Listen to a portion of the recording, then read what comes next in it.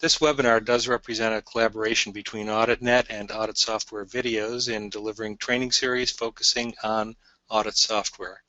We're glad that you could join us. I'll be moderating today's webinar. A little bit about myself for those of you who don't know me. I'm the founder of AuditNet with a background as a Chief Audit Executive, Internet for Auditors pioneer, and an auditor who believes and promotes the use of technology for audit.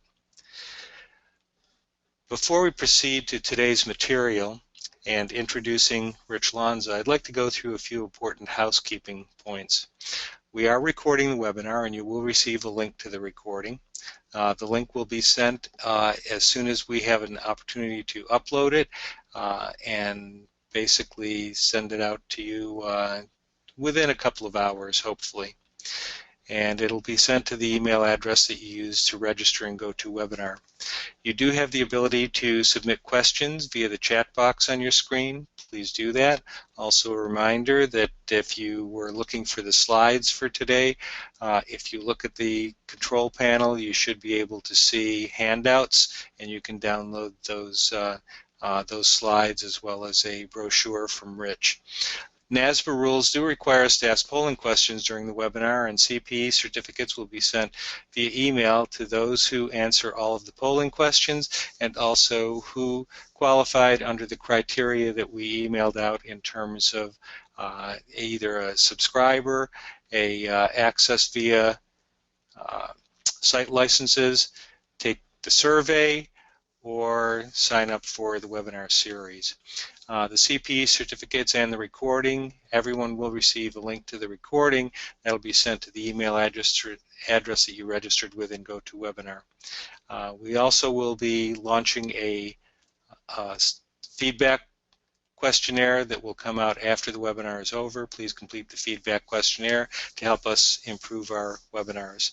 The next slide also provides some information about disclaimers, and you can read that in the slides that are handed out. But at this point, I would like to turn the floor over to Rich to get into today's webinar. Great, and thank you, Jim, and again, thanks everyone for coming today. I am really not going to spend a lot of time on bios and learning objectives because we have a lot to get through. If as Jim said, the slides that are downloadable just in your GoToWebinar session, in the little toolbox there that you can work with.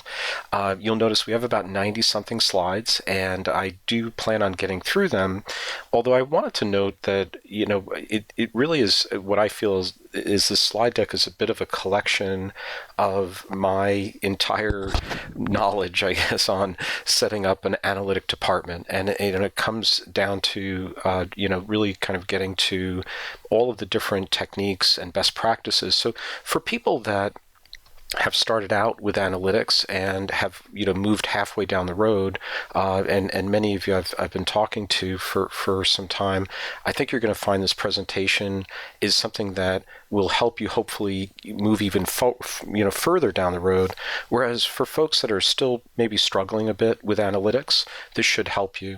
So I've written quite a bit on the topic. I try to write more, and I spent much time going through a lot of surveys and working with Jim on his surveys, talking to a lot of people, and I really appreciate over the last 2 years I've talked to over 30 people individually for at great length, some of you, about what made it work for you and what didn't work for you at times in analytics.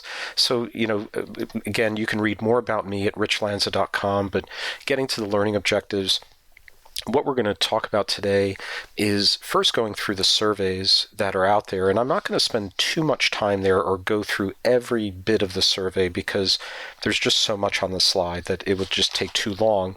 However, we will go on to some of the top points per those slides, the other per the surveys.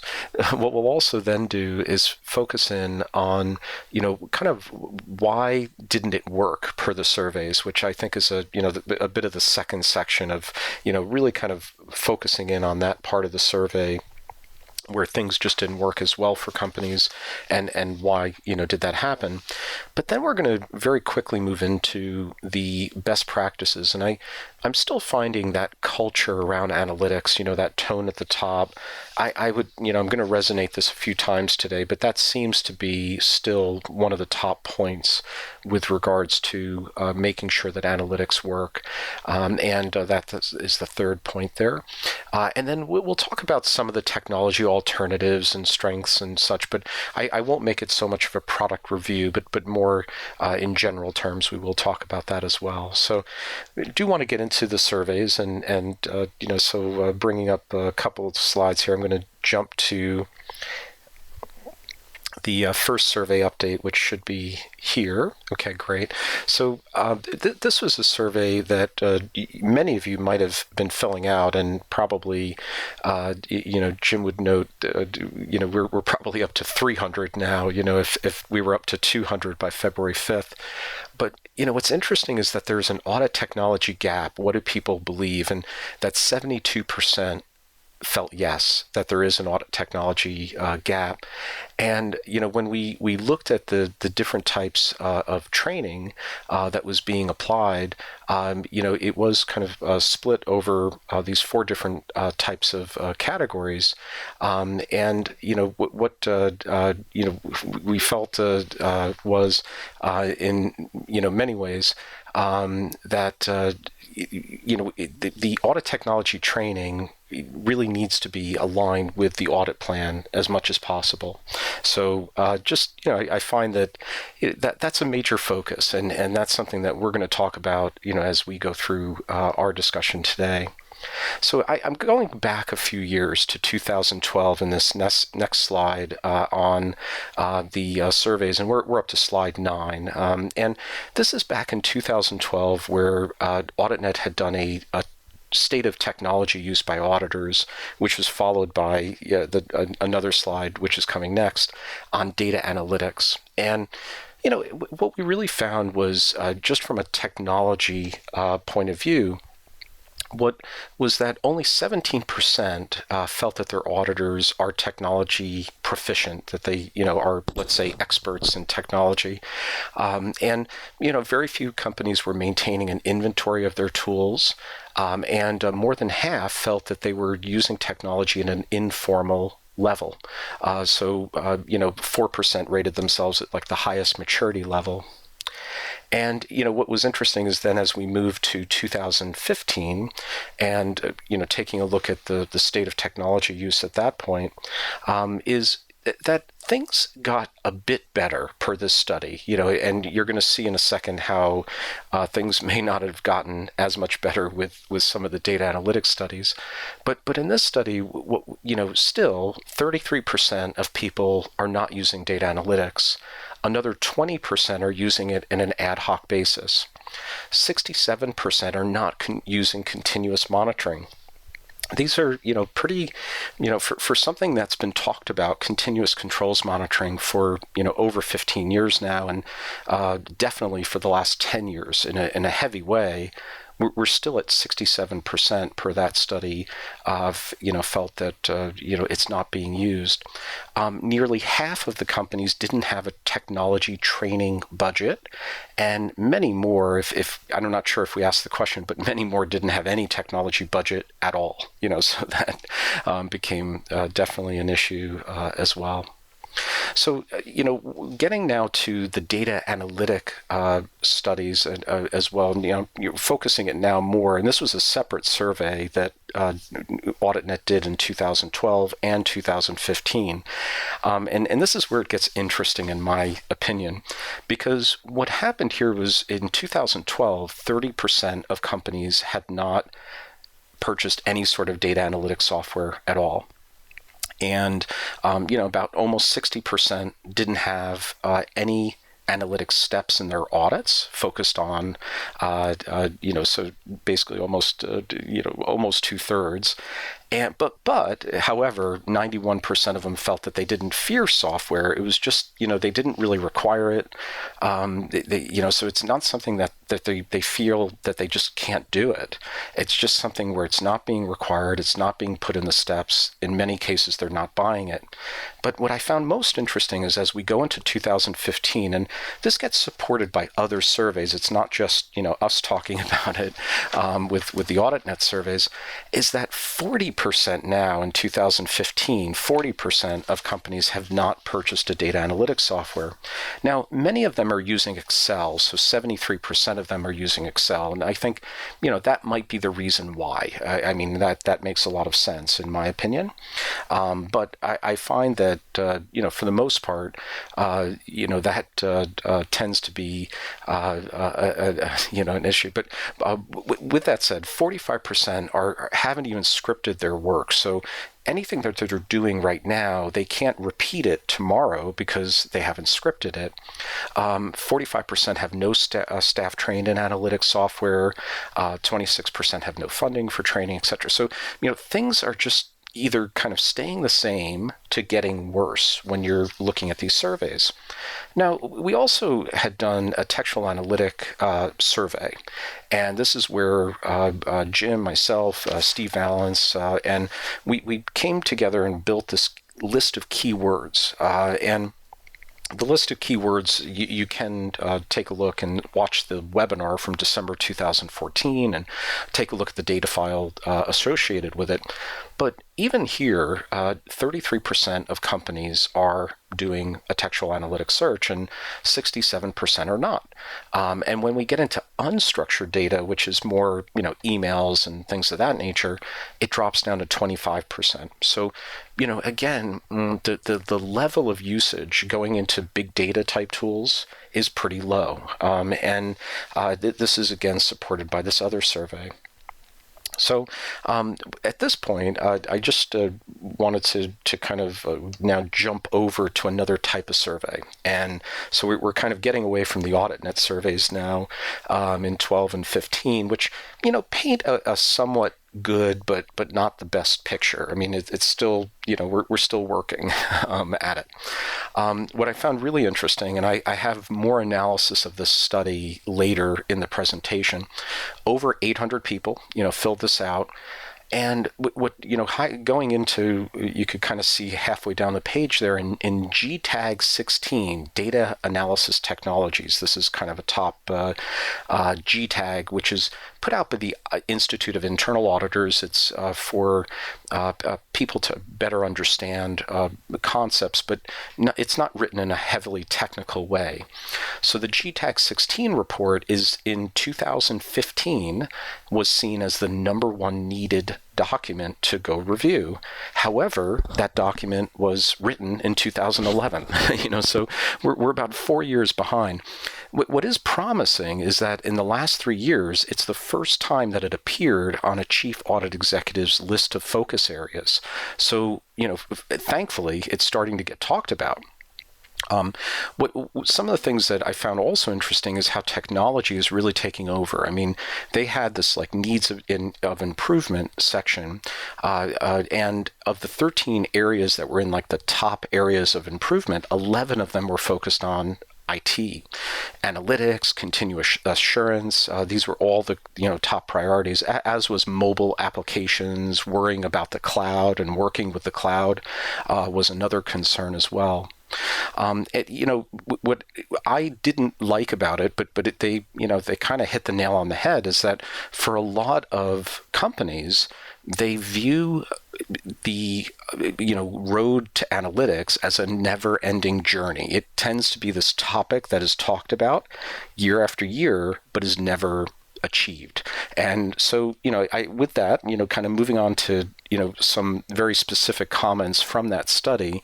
And I just noting here, I tried to put the links to these surveys all in these slides because I know I'm going through a lot of survey information right now to you and just painting a bit of a picture. But I'm hoping you go back to some of these because I think they're, very worthwhile. There's a lot more in there than what I'm just talking about today, but trying my best to pull out the analytic components. This was a really telling fact, though, just at the top there. And when we compared competency scores over the last 5 years for CATs, data analysis tools, continuous auditing, and assurance, we found the scores did not vary over the period by more than 0.3 of a point. So that's where they kind of made that point of the never-ending journey. We're not getting better.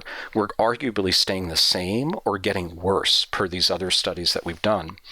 And the other comment that was made, which is, not it's kind of a pretty common truth, but the highest level of the organization, the CEO, CFO, audit committee members, they really need to understand the value of technology and what it can bring to what we're doing together. With analytics. So, moving on, some other studies, I'm just going to get through a couple more here and then we'll, kind of move on to, better things. But I just trying my best to pull as many studies in as possible. This was a big data survey that was done by E&Y. And for this one, I found this interesting. Big data, it's an emerging trend. 72% of people felt it's a top trend. However, 7% felt that they are doing, they were even aware of what is that type of big data, and only 2% were actually using it. So, this was something where as much as there's such talk about big data, there's not that much, going on. When you talked about the types of tools out there, 65% of them still were using spreadsheet tools. We had in the AuditNet surveys about 73 or 78% using Microsoft Excel. So, again, you kind of see the level of maturity of a lot of where, people are right now in technology. So moving on now to the Institute of Internal Auditors, and I'm assuming a lot of you today are internal auditors, so I'm kind of, gearing a lot of this presentation to that kind of focus. This was the CBOC survey, staying a step ahead, and they kind of took the components out. 14,518 internal auditors surveyed. That's an amazing number of survey participants. What I found really interesting was while data mining increased by 14% among the survey responders from 2006 to 2015, 80% of CEOs say data mining and analysis is strategic. Computer-assisted audit techniques actually dropped, 4% in the same time frame. So again, it is kind of, getting back to, where, what we're seeing in some of these other studies. 4 out of 10% felt that their use of technology is appropriate or better, and once again, 30% are not even using data analytics. Again, that kind of is in line with the 30% who haven't even purchased, data analytics, which we found, went up to 40% over time. So, okay, one last set of charts for you today to take a look at, and this is basically the people today that are here. And what we did was we took a look at the different types of companies that are here today. And let me just try to make this a little bit bigger here for you so you could see it. But, most are .com emails, and we have some org and gov and edu and .nets and such, some military. But again, mostly from a company perspective. When we looked at what are what tools are people actually using, we're finding here about, and this was your main data analytics software. This was the question. We found that 50%, close to that, are using Excel, 27% ACL, 12% IDEA, and then kind of the rest were other tools like visualization, teammate analytics, Access, etc. So, some other tools out there.